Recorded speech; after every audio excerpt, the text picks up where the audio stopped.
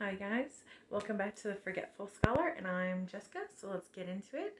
So this week I had a lot of fun, and some of it was a little bittersweet, but we'll get into that. Okay, so the first book I want to talk about is The Golden Spider by Renwick. Again, I think this cover, can you guys make out, is just gorgeous, right? Like that is a beautiful cover. That's some beautiful cover art. So this is a steampunk romance set place in the Regency era. Now the two leads, Amanda and Sebastian Thornton. So I'm just gonna go by Thornton because I don't know. I feel lately that a lot of heroes are just called Sebastian, and I know partially is because of that because I've been reading the Snow and Winter books, and you know Sebastian Snow, and he's in all those books. So maybe it's that, but I feel like that name has just been coming up a lot, right? No? Just me? Okay. So this is a steampunk romance between Amanda and Sebastian, but I'm going to call him Thornton because a lot of Sebastians, like I said. Okay. This was interesting because it took me a while to actually fall into the story and really enjoy it. But I did give it 4 stars. So let me explain. Hold up, I can explain, I promise. So in this, Amanda is the daughter of a duke. She has 3 sisters and a brother. And steampunk technology is on the rise. It's everywhere. And her sisters are all pretty brilliant in their own way. One sister is pretty brilliant, like natural chemist. She's really into the Romani lore of, flowers and how to make this and so forth. The other sister, who seems kind of airheady, she's really a very good programmer. And so is the brother. That's true. I kind of forgot about the brother, Ned. But I think that's fair, and I'll explain why in a bit. So the hero, Thornton, he is a brilliant neurologist. He's brilliant, and he's also a spy for the queen. So he is an earl, he's a spy, he's a brilliant inventor with steam technology, and apparently he's very handsome as well. And she, again, is a brilliant inventor. The story surrounds her invention, which is a spider-like automaton that can use gold to weave together muscles and nerves. She built this because her brother Ned had a fall that she feels guilty about, and he's paralyzed. And he's in love with this one girl, Georgina, and all this stuff, and the father's like, no, because you can't walk, so I don't want her married. I digress. Let me focus on the main. There's a lot in this book, so let me focus on the main 2. Sorry, I'm a little over the place. I got about 2 hours of sleep last night, and yet I'm kind of hyper, probably because I had a lot of leftover Halloween candy before filming, which probably wasn't the best idea, but here we are.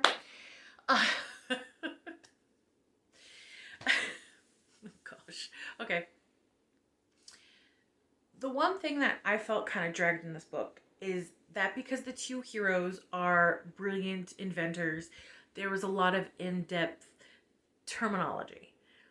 A lot. To the point where I kind of skimmed a little bit. And steampunk, I've read a bunch of articles that talked about how steampunk is a very hard genre to do. Completely understandable. Some people don't focus on the technology at all, and people are left wondering, well, how does this move? How does this go? How does this does anything? And then some people like this maybe focus a little bit too much. I get it. They're both inventors. We need to know stuff. To be fair, I did kind of skim some of the explanations for the technology, and I still had a wonderful time in the story. There's Romani, there's spies, there's turncoats, there's all this kind of stuff going on. And the hero Sebastian, he has a badly damaged leg. So it's really, really, really fascinating. The story is complex, but it kept me in it. Again, it took me a little while to get into it. I think, it wasn't that long. I would say maybe chapter 8 then I was in it. So it took me till chapter 8 to be in it.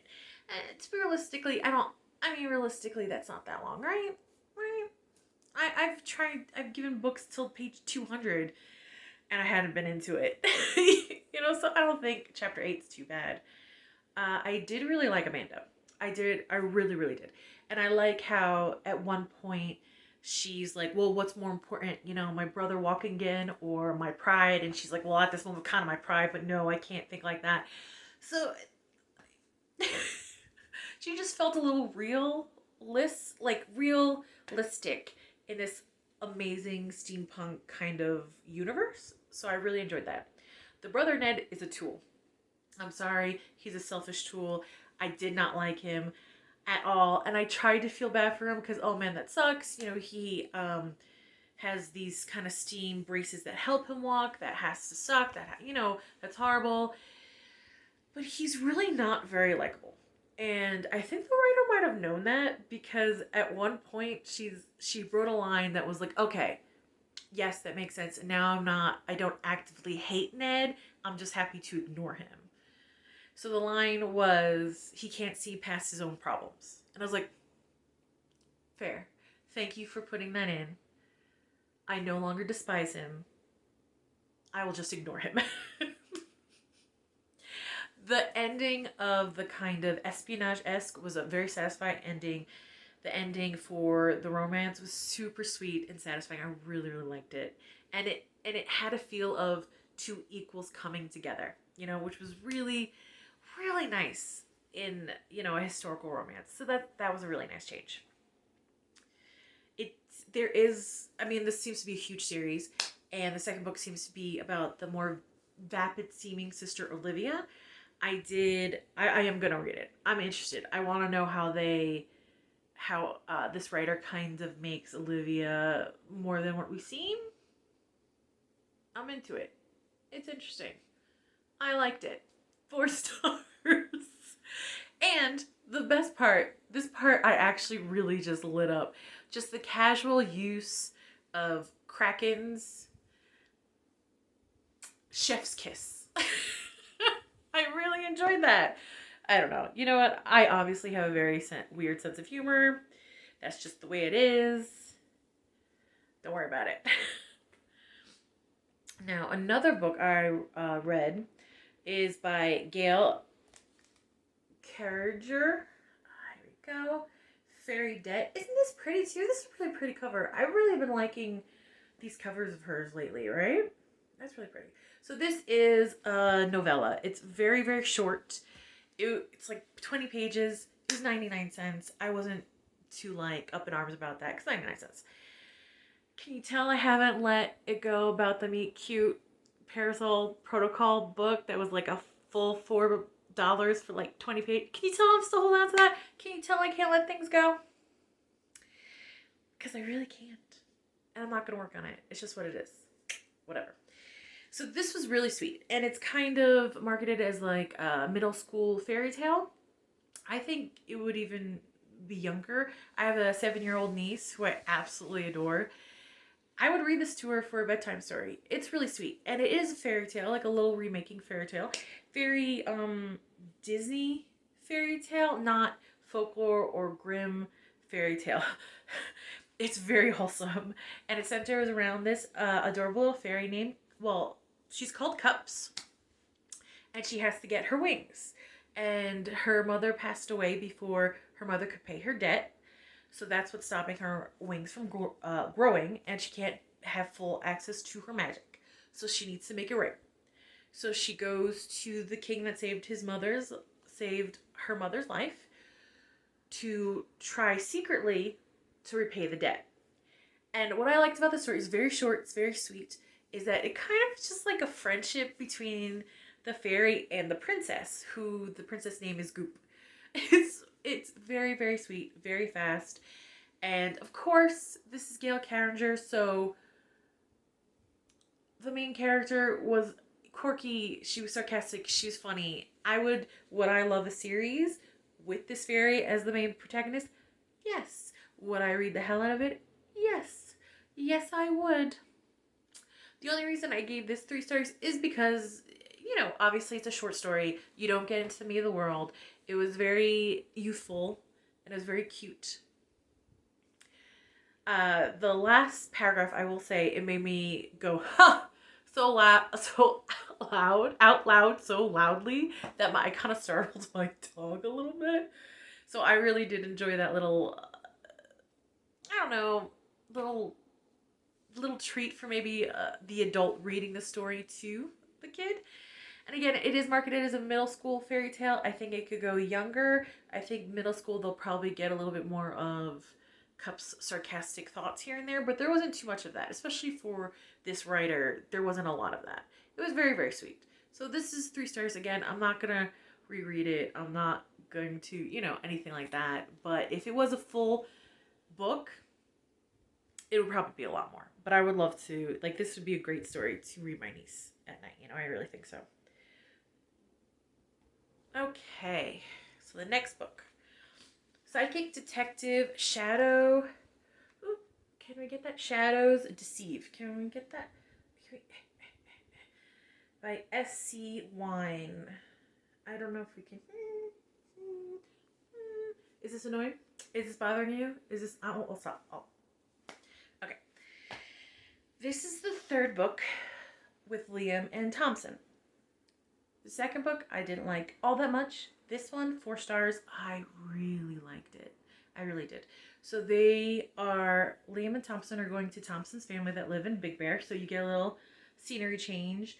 The relationship between Thompson's family and him is funny. It's cute. He has 2 younger brothers, a mom and a dad. The mom was so cute. I was like, oh, Patricia, yes. Yes, Liam, because in the stories we hear about Liam's childhood, which is not great. And I'm like, yes, Liam needs a mom. Be Liam's mom too. Good. This is good. Yes. So this one, the crime storyline, really satisfying ending. I kind of picked out who the killer was in the beginning, but I kept going back and forth between, it's a red herring. Is it not? Oof, I didn't know who the accomplice was, so that was a nice little twist. And the ending did kind of leave the impression that there's more books. I haven't seen anything to indicate that this author is writing more of the psychic detective stories. I really would hope so. I really do want to see more of Liam and Thompson. I really, really do. But so far, I'm just going to go off as if this is a 3-part series and hope that it's more. The love line in this, a little bit of a spoiler. Liam and Thompson do have a big fight in this. There's an ex that shows up that purposely, not on purpose, an ex of Thompson's that kind of puts a wedge in between them. And I think fights in romance novels are really difficult because sometimes they just seem too far. And as the reader, I'm like, oh, you're a jerk. I hope, they find someone else. Wow. Too far. Oh, this is so, you get angry, And in this one, or they're not enough. Or they kind of seem like it's like a plah of a fight. It wasn't enough. You don't get emotionally invested in it. You're not worried about them as a couple. This one, I was like, oh my gosh. Oh no. Oh my gosh. Are they going to be okay? What's going to happen? Is everything going to work out? It really got me invested in it. It really put me into them. I felt like I was in the middle of the fight. I felt like I was participating in the fight. So I think the fight was really well done. I know that's a weird thing to focus on. But, that was a huge plot point in the story. And if it was done poorly, wah wah. But it wasn't. It was done really well. So this book alone, I would give 4 stars. Now, the Psychic Detective series overall, again, I'm going to go off as this. There's no more of these coming out. I really hope so, but so far, I would give it 5 stars. I would totally recommend these books. I have recommended these books. I could totally see myself rereading these, like on a vacation or, a slow moment. Probably I would read all 3 as in one book, and I would really just be over the moon happy about that. So that was fantastic. And yes, I have looked more into this author, and I'm going to be reading more stuff by this author because I really did enjoy it and I want more. Simple as that. And then our last book, this is one that's a little bittersweet for me. The Mystery of the Bones, Snow and Winter, Book 4 by c.s.poe. Now, yes, this one's a little bittersweet because Book 5, I pre-ordered it. It's not out yet. So I don't know what I'm going to do without my weekly dose of Sebastian. Sebastian and Calvin, they're so cute. Okay, so this one, 4 stars. Loved it. Always do. Always love it. This one, I kind of expected the storyline to be a little more boring because it's book 4, you know. I kind of expect a little bit of a lull. No. I could barely talk about this book because I feel like anything would be too much of a spoiler. I had no idea who the bad guy, the murderer was until literally Sebastian knew. And at the edge of my seat, holy, like it was just, there's something that happens that I couldn't put down. I had to know what happened. I read this it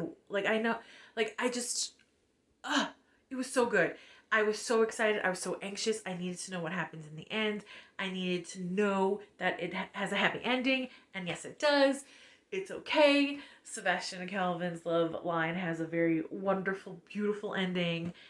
At the end of this book, the murders have a good ending too. Because again, very fascinating. And again, this focused on some weird historical, is that true kind of thing that had me going down the research rabbit hole. And had to do with the Bone Wars, where 2 paleontologists were arguing over, well, just paleontology, really. And it just escalated to the point of like only true egotists can do. And this really happened. So the murderer sends, I don't know if you heard my dog. So this murderer sends a disembodied head to Sebastian at his antique store. And that's where this starts. Apparently, there's someone called the Collector that has commissioned Sebastian to find a very unique, one-of-a-kind item. It doesn't tell him what the item is, it just sends a disembodied head of a recently murdered person. And then parts start showing up. Calvin's trying to keep Sebastian safe. Sebastian, after recovering from his gunshot wound in the last book, does not want to deal with this. So he's trying to actually be a non-busybody good boy this time. The Collector runs low on patience. Do you see how tense my shoulders are? Because even remembering, I was like, oh my gosh, I can't. Okay, so the Collector, running out of patience, forces Sebastian's hand. And boy, does he force his hand. And there's parts that you just wanted to, like, I at least wanted to just take Calvin's supervisor and shake him or, like, punch him or something. But, you know, that's okay. I mean, that's not unusual. Most days I wake up and choose violence anyway. Not the best life choice. But, so Collector forces Sebastian's hand, so Sebastian does what he does. In his brilliant Sherlock Holmesy way, he saves the day. Managed to get himself hurt, but not too bad, not like last time. Oh, I'm gonna miss not reading them for next week's stories. It is pre-ordered. I don't remember when the date of this 5th book is coming out, but I can't wait. Okay, why are you doing this to me? Writing these great stories and then just not giving me when I want them. I know, that's silly. Okay, I'm gonna stop. I told you I was really hyper today. I did warn. There was a warning. So that's 4 stars. I really had a great time this week. Last week wasn't the best reading books for me, personally. This week I really enjoyed myself. So everything was 4 stars except the little fairy tale was 3. That's it. So I had a fun time. And yes, I didn't read as many books because the fairy tale was really short, so it was more like 3.5. But it was Halloween. Stuff was going on. I mean, to be honest, I could have read another book, but I ended up just reading fan fiction instead. It happens. And what are you going to do? I don't want to, but it's time for me to get back to the real world. So, see you later.